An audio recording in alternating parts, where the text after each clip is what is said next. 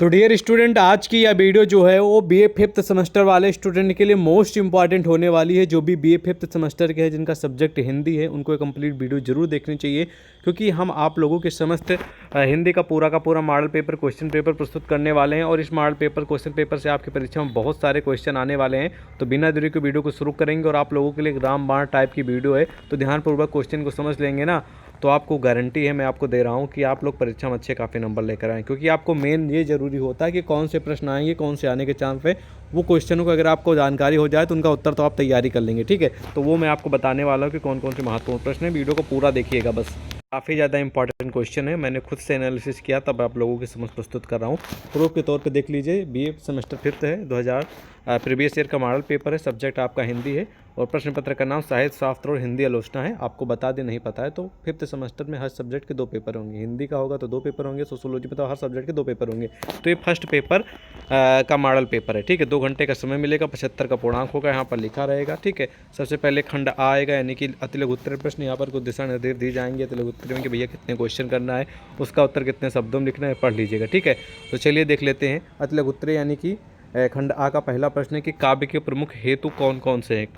काव्य का मतलब आप लोग समझ जाइए, रचना। ठीक है, जो रचनाएं होती हैं या फिर कविता होती है, ठीक है, उन्हीं को काव्य भी बोला जाता है। तो काव्य के प्रमुख हेतु कौन कौन से हैं उसके बारे में लिखना है। और एक रामबाण प्रश्न है। इस वीडियो के माध्यम से सिर्फ हम आपको मोस्ट इंपॉर्टेंट क्वेश्चन सिलेक्ट कराएंगे, कौन कौन से आने के चांस है, कौन कौन से ज़्यादा बार पूछे गए हैं वो बताऊंगा। बाकी इन सभी का उत्तर कहाँ पर मिलेगा, कैसे मिलेगा, वो भी मैं आपको बता दूंगा। ठीक है, लेकिन बस वीडियो को देखते रहिएगा। ये रामबाण प्रश्न है। और काव्य के लक्षण से या काव्य लक्षण से क्या अभिप्राय, ये भी रामबाण प्रश्न। दोनों के दोनों मोस्ट इंपॉर्टेंट, पक्का फंसेंगे, नोट कर लीजिएगा, बाद में मत बोलिए कि सर बताया नहीं। ये वाला भी क्वेश्चन रामबाण है कि भरत मुनि के ग्रंथ का नाम बताइए, रामबाण प्रश्न है। भरत मुनि से जुड़े कम से कम 2-3 प्रश्न फंसेंगे आपके एग्जाम में।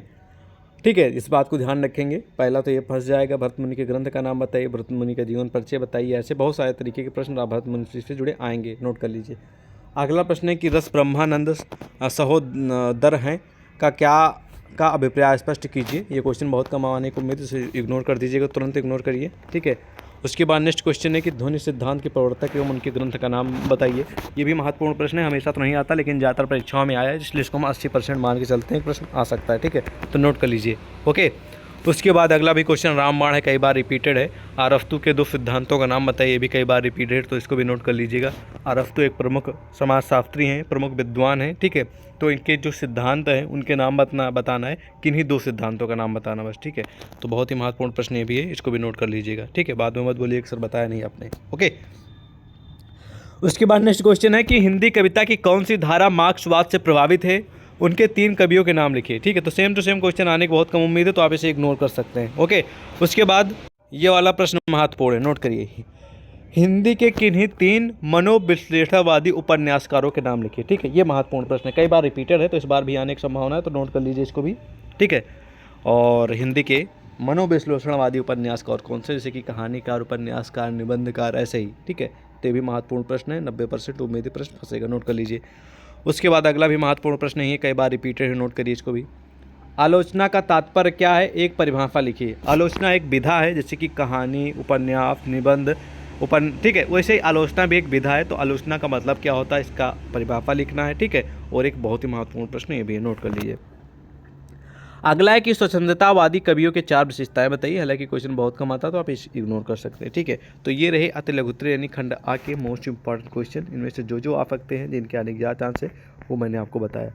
उसके बाद आ जाएंगे हम आपको खंड बा की ओर, जहाँ पर आपको देखने को मिलेंगे लघु उत्तर प्रश्न। ठीक है, तो लघु उत्तर प्रश्न का उत्तर देने से पहले यहाँ पर दिशा निर्देश लिखेंगे, कितने क्वेश्चन करना है, उसका उत्तर कितने शब्दों में लिखना है, कितने नंबर दिए जाएंगे, सब आपको रीड कर लेना है। ठीक है, चलिए, तो पहला प्रश्न है इस वीडियो का, मतलब कि खंड बा का यानी कि लघु उत्तरे का, कि अलंकार और अलंकार्य दोनों में डिफरेंस समझिए, दोनों में अंतर लिखना है, दोनों की परिभाषा तैयार कर लेना है। 90% प्रश्न फंस जाएगा, नोट कर लीजिएगा। ये सब मैं पिछले 6 से 7 सालों का जो एक्सपीरियंस है, टीचिंग कर रहा हूँ, आप लोगों को ऑनलाइन क्लासेस दे रहा हूँ, उसी के बिहाफ में बता रहा हूँ। ठीक है, तो नोट कर लीजिएगा। उसके बाद अगला प्रश्न है कि वक्रोक्त सिद्धांत के महत्व पर प्रकाश डालिए। ये क्वेश्चन आता है, बहुत कम आता है, तो आप इसे इग्नोर कर सकते हैं। ओके, अगला प्रश्न है कि काव्य हेतु और काव्य प्रयोजन में अंतर बताइए। ये भी महत्वपूर्ण प्रश्न है। काव्य हेतु और काव्य प्रयोजन, रामायण प्रश्न है, पक्का फंसेगा, 100% मैं बता रहा हूँ, नोट कर लीजिएगा, बाद में मत बोलिएगा कि सर बताया नहीं, नोट करिए। उसके बाद नेक्स्ट है कि अरस्तु के अनुकरण सिद्धांत पर संक्षेप में प्रकाश डालिए। तो अरस्तु से जुड़ा मैंने आपको बता दिया, ऊपर बताया था कि अरस्तु जी के जो सिद्धांत पूछे गए थे यहाँ पर उनके अनुकरण सिद्धांत मतलब सिमिलर हैं। तो इंपॉर्टेंट क्वेश्चन है, एक प्रश्न तो पक्का फंसेगा अरस्तु से जुड़ा, इस बात को ध्यान रखें, ज़्यादातर इनका सिद्धांत ही पूछा जाएगा।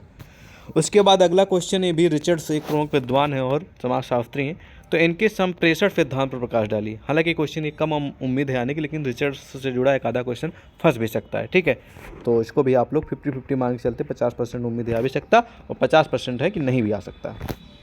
ओके, चलिए नेक्स्ट क्वेश्चन है कि मनोविश्लेषणवादी आलोचना पद्धति पर प्रकाश डालिए। तो सेम टू सेम क्वेश्चन आने की कोई गारंटी नहीं, तो आप इसे इग्नोर कर सकते हैं। उसके बाद अगला है कि उत्तर संरचनावाद पर टिप्पणी लिखिए। ये भी क्वेश्चन सेम टू सेम आने की कोई गारंटी नहीं, लेकिन जो अगला प्रश्न है ये बहुत ही महत्वपूर्ण है कि मार्क्सवादी आलोचना का अभिप्राय स्पष्ट कीजिए। मार्क्सवादी आलोचना के बारे में बताइए। ये महत्वपूर्ण प्रश्न है, ये कई बार रिपीटेड है, तो इसके बारे में आपको जरूर तैयार कर लेना, ये फंस सकता है आपके एग्जाम में, ठीक है। तो लघु उत्तरीय में से जो प्रश्न आ सकते हैं जिनकी आने की ज़्यादा संभावना, वो मैंने आपको बता दिया। आई होप इन प्रश्नों को आपको जरूर तैयार करेंगे, ठीक है। तो नोट करते चलिए क्वेश्चन जो मैं बता रहा हूँ, और इनका उत्तर कहाँ पर मिलेगा, कैसे मिलेगा, वो भी मैं आपको बता दूंगा। बस वीडियो देखते रहिएगा ताकि आपको हेल्प हो सके। हमारा उद्देश्य यही है कि भाई 10-15 मिनट की वीडियो देख लेंगे तो आपको कुछ ना कुछ हेल्प मिल जाएगी, तो क्या जाता है, ठीक है। बैठे रहने से या फालतू की चीज़ों देखने से तो बेटर ही है, ठीक है। और मैं जो बताता हूँ लगभग वो प्रश्न फंसते भी हैं परीक्षा में। आप सभी को शायद मालूम होगा, जो हमारे प्रीवियस ईयर के स्टूडेंट हैं, यानी कि पिछले साल के या पहले पे जुड़े हुए हैं, उनको मालूम होगा। खंडसा में आपको दीर्घोत्तर प्रश्न देखने को मिलेंगे। इसमें भी दिशा निर्देश दिया गया है कि भैया कितने क्वेश्चन करना है, उसका उत्तर कितने शब्दों में लिखना है, उसके लिए कितने नंबर दिए जाएंगे, ये पूरी जानकारी लिखिए, पढ़ लीजिएगा। और पहला प्रश्न है दीर्घोत्तरीय का कि काव्य प्रयोजन के तात्पर्य को स्पष्ट कीजिए और प्रमुख काव्य प्रयोजनों पर प्रकाश डालिए। काव्य प्रयोजन, काव्य हेतु, काव्य के लक्षण, ये सब कॉमन क्वेश्चन है, क्योंकि ये आपके प्रश्न पत्र से जुड़ा ही क्वेश्चन है, सिलेबस में ये है।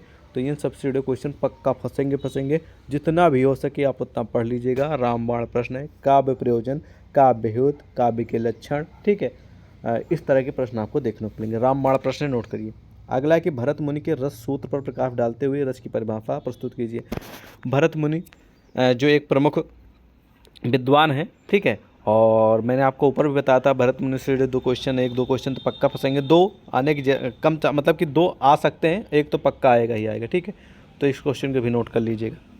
भरत मुनि के रस सूत्र पर प्रकाश डालते हुए रस की परिभाषा दीजिए। रामायण प्रश्न है और भरत मुनि से जुड़े हो सकता है 2 प्रश्न आए, 1-2 नहीं आए तो गारंटी के साथ आएगा। और इनके जो रस सूत्र है और इनकी रस की जो परिभाषा है वो आपको डीप में पढ़ना पड़ेगा। रामबाण प्रश्न मैं आपको चैलेंज के साथ दे रहा हूँ कि प्रश्न पक्का फंसेगा, ठीक है, मतलब गारंटी, जितना भी हो सके उतना मैं ले सकता हूँ। उसके बाद नेक्स्ट क्वेश्चन है कि टी.एफ. इलियट की काव्य संबंधी अवधारणा को स्पष्ट कीजिए। टी.एफ. इलियट भी एक प्रमुख विद्वान है, ठीक है, और हिंदी के रचनाकार भी हैं, ठीक है, इनका भी हिंदी के क्षेत्र में योगदान है। तो ये क्वेश्चन सेम टू सेम आने की बहुत कम उम्मीद है, आप पढ़ भी सकते हैं, इग्नोर भी कर सकते हैं। जिस प्रश्न की आने की जितनी % उम्मीद है मैं आपको बता दे रहा हूँ, ठीक है। और शायद ही कोई ऐसा बताए गारंटी लेकर, मैं जो बता देता हूँ लगभग प्रश्न फंसते भी हैं, क्योंकि मैं पूरा एनालिसिस पूरा मैं एक्सपीरियंस के साथ शेयर करता हूँ, हवाई कोई बात नहीं होती। उसके बाद अगला प्रश्न आप लोगों के समझ प्रस्तुत है कि अभिजात्यवाद के अभिप्राय को स्पष्ट करते हुए अभिजात्यवाद की प्रमुख विशेषताओं पर प्रकाश डालिए। आप चाहें तो थोड़ा बहुत पढ़ सकते हैं, हालांकि इस क्वेश्चन के आने की गारंटी बहुत कम है, ठीक है, तो आप थोड़ा बहुत पढ़ भी सकते हैं और इग्नोर भी कर सकते हैं, ठीक है। ओके, तो ये रहा पूरा का पूरा हिंदी का मॉडल पेपर, जो कि BA 5th semester first paper है हिंदी का। और इसमें से जो प्रश्न आ सकते थे, जिनकी आने की संभावना थी, वो मैंने आपको बता दिया। आई होप आप उन प्रश्नों को जरूर प्रिपेयर करेंगे और काफ़ी आपको हेल्प मिलेगी आपके एग्जाम में।